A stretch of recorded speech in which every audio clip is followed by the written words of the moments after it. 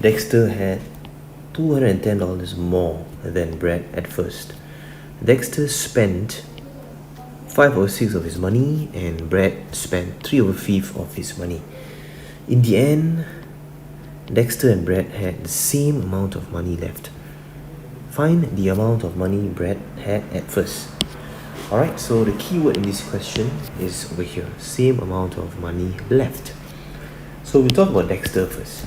Okay, so for Dexter, he spent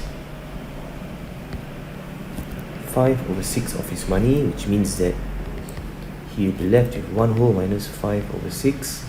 He will be left with 1/6 of his money. Okay, for Brad, he spent 3/5 of his money, which means he will be left with 1 whole minus 3/5.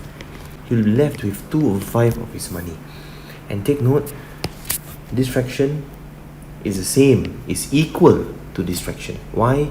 Because of these keywords here. Same amount of money left, which means 1/6 of Dexter will be equals to 2/5 of Brad. Okay, so for the equal concept, we need to ensure that this part is equal to this part. Alright, so at the moment it's not.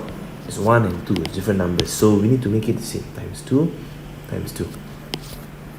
So 2/12 of Dexter's amount of money will be equals to 2/5 of Brad's. Okay, which tells us now that Dexter has 12 units of money at first. Brad, 5 units of money at first.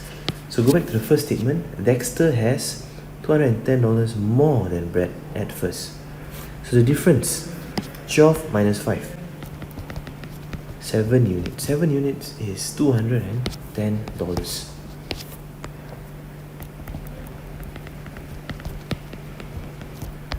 One unit will be equals to 210. 210 divided by 7, $30.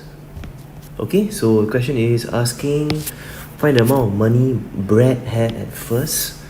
So Brad at first will be 5 units.